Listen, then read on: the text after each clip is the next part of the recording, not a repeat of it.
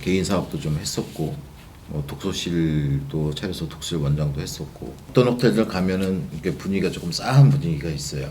그 직원들이 좀 불만이 많거나 그렇게 되면 그 들어가는 때부터 조금 기운이 좀 이상하다는 이제 뭐라고 표현할 수는 없지만 이게 한 6, 7년 후에 이제 계기가 돼서 다시 이제 연락을 하게 됐고요. 그래서 이렇게 만나보다 보니까 뭐 여러 가지 문제점들에 대한 걸 이제 뭐 이거는 이렇게 하는 게 좋을 것 같고 향후 운영은 뭐 이런 식으로 하는 게 좋겠다. 그리고 이제 그 컨설팅 해주는 과정에서 제가 한번 이쪽을 운영을 해보지 않겠냐 이제 제안을 받게 됐죠.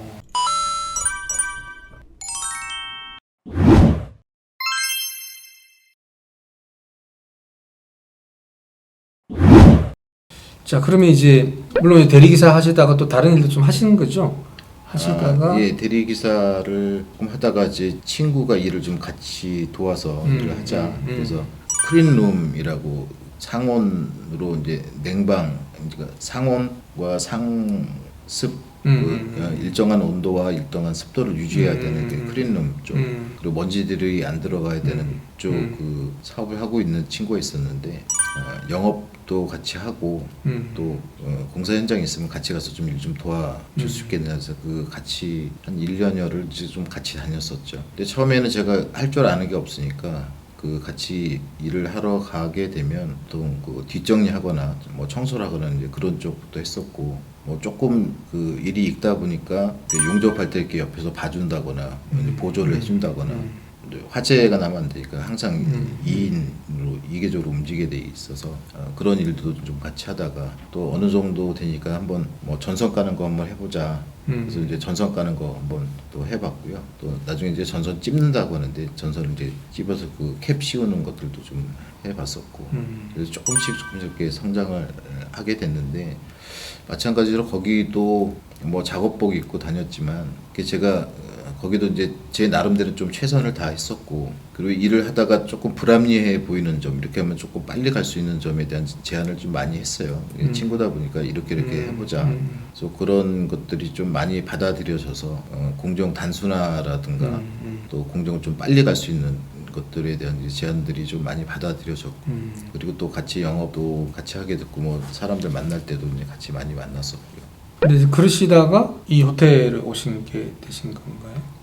중간에 또 다른 일 좀 하셨다가 거기서 이제 그 일도 같이 다니면서 이제 제가 영업 쪽으로 이제 영업 상무 역할을 하면서 영업 쪽으로 뭐 같이 많이 하다가 이쪽으로 오게 됐는데 이쪽에 오게 된 계기가 제가 예전에 그 거제 에드미럴 호텔 대우조선 해양에서 소유하고 있는 에드미럴 호텔 그 부서장을 할 때 그 왔던 고객 중에 한 분인데 우연하게 술자리 합석이 돼서 얘기를 하다가 뭐 이런저런 얘기를 하면서 제가 예전에 이제 호텔 기획 쪽에 있었다. 그리고 전체적인 뭐 사업 계획 또 향후 10개년간 계획 플로우 차트 뭐 손익에 대한 것들도 얘기를 해줬더니 본인이 이제 뭐 어느 호텔에 좀 투자를 했는데 향후에 그런 일이 만약에 생기게 되면 좀 도와줄 수 있느냐. 그래서 그 당시에는 그럽시다 무료로 컨설팅 한번 해드리겠습니다라고 했었는데 이게 한 6, 7년 후에 이제 계기가 돼서 다시 이제 연락을 하게 됐고요. 그래서 이렇게 만나보다 보니까 뭐 여러 가지 문제점들에 대한 걸 이제 뭐 이거는 이렇게 하는 게 좋을 것 같고 향후 운영은 뭐 이런 식으로 하는 게 좋겠다. 그리고 이제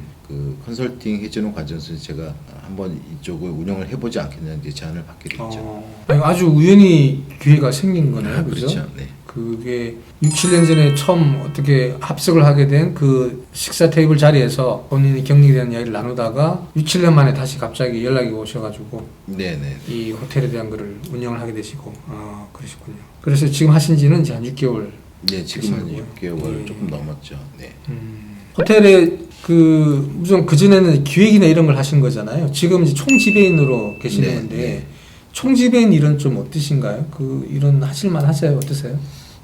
제가 예전에 이제 보통 기획 쪽만 하고 실제 운영 쪽 안에서 이제 조금 처음에는 우려도 좀 했었는데 결국은 그것도 일단 한번 해보자라고 생각이 됐던 게 어떤 일이나 처음 시작하는 것만 알게 되면 이제 얼마나 거기에 대해서 열정을 가지고 하느냐에 좀 따라 달라지는 것 같아요. 결국은 이 운영적인 측면도 다 사람과의 상대 관계라 그러니까 고객이 만족할 수 있는 부분에 대한 걸 이제 집중적으로 좀 문제 제기를 해보고 컴플레인이 들어온다든가 그러면 거기에 이제 원인에 대한 걸 좀 규명을 해서 그 원인 제거를 해주고. 근데 제가 고객들을 일일이 다 만날 수가 없잖아요. 그래서 그 고객들을 실질적으로 만나게 되는 것은 저희 이제 직원들이 만나게 되는데, 직원들이 그런 마인드를 갖기 위해서는 제가 직원들을 좀 섬겨야 직원들을 우대해주고, 또 직원들에 대해서 제가 존경심을 가져주고, 직원들에 대해서 좀 편하게 해줘야 직원들이 웃는 얼굴이 될 거고요. 직원들이 마음이 좀 풀리고 웃는 얼굴이 되면 그거를 고객한테 다시 베풀게 그렇죠. 되죠. 그럼 고객의 입장에서는 아, 여기가 사람들 이제 웃는 얼굴을 보니까 기분이 좋아지는 거고, 뭐 조금 잘못이 있더라도 이제 큰 문제 삼지를 않게 되는데요. 처음에 그 직원 어떤 호텔들 가면은 이렇게 분위기가 조금 싸한 분위기가 있어요. 그 직원들이 좀 불만이 많거나 그렇게 되면 그 들어가는 때부터 조금 기운이 좀 이상하다는 얘기. 뭐라고 표현할 수는 없지만 조금 이제 거부감이라고 할까, 조금 밝지 않게 느껴지는 게 있는데, 그걸 최대한 이제 줄이기 위해서는 직원들에 대해서 제가 직원을 섬기는 마음으로 있어야 그 직원들이 또 고객을 섬기게 되고, 그 고객이 섬김을 받는다는 그런 느낌이 들어야 본인이 지불하는 그 재화에 대한 게 충분히 값어치가 있다 이렇게 느낄 거고요. 그래야 재방문이 이루어지고 또 주변에도 소개해 줄 수가 있고요. 그렇죠. 나머지는 다 뭐 사람 돌아간 일이라. 그럼 마지막으로 그 지금 50대지 않습니까? 네네. 이제 그 고 선생님도 50대고 이제 저도 50대인데 앞으로 이제 인생 후반전 뭐 40, 50 이상 남은 이 인생 후반전 남은 이분들한테 그 본인의 경험에 비추어서 특별히 해주시고 싶으신 말씀. 네, 제가 뭐 많이 겪어보는데, 제가 중간에 말씀 안 드린 것들 중에 제가 뭐 개인 사업도 좀 했었고, 뭐 독서실도 차려서 독서실 원장도 했었고, 또 중간에 그 동대문에 있는 큰 호텔, 그 동대문 메리어트 기획운영부장도 했었는데, 지금 실직하신 분들이나 이제 퇴직하신 분들 이후에 아마 막막하실 건데요.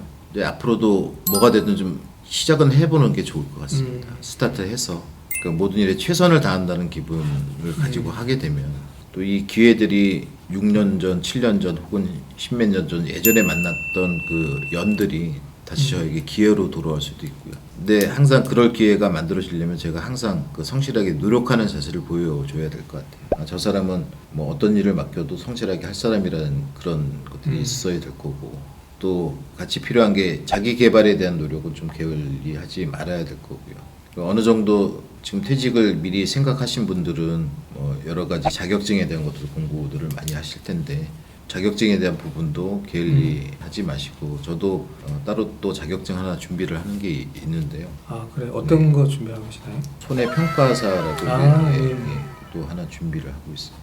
물론 그게 이제 쓰여질지 쓰여지지 않을지는 모르겠지만, 향후 미래에 대해서 또 하나의 그 수단을 갖는 방법이니까 여러 가지 준비를 해 놓으실 거고요. 지금 회식하시고 조금 어려우시겠지만 일단 뭐가 되는지 스타트를 해보시는 게 좋을 것 같습니다. 그리고 나중에 온 기회는 준비되어 있지 않은 저는 기회를 잡을 수가 없다고 생각이 되죠.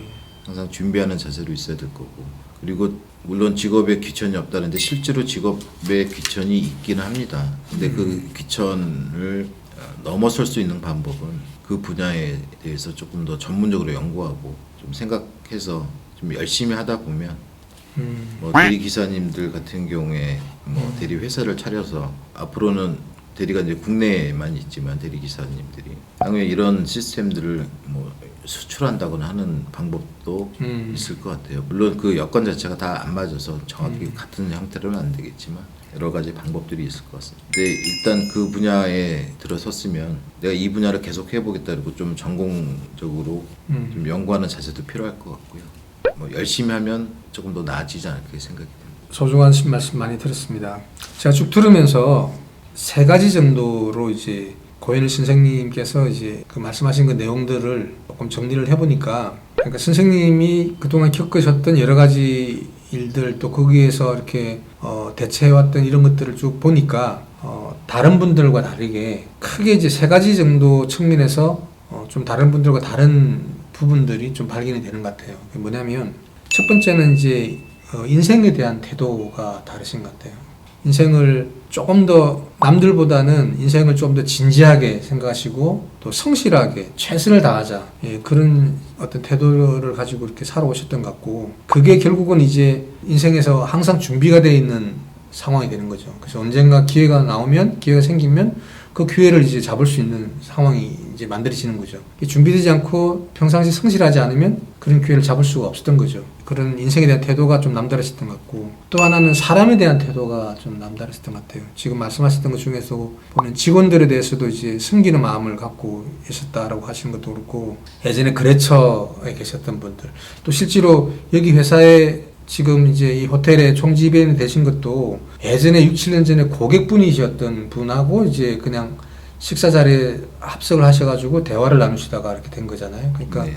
고객에 대해서 또 직원들에 대해서 거래처에 대해서 그 분들의 사람에 대해서 대하는 태도가 아주 달랐던 거죠.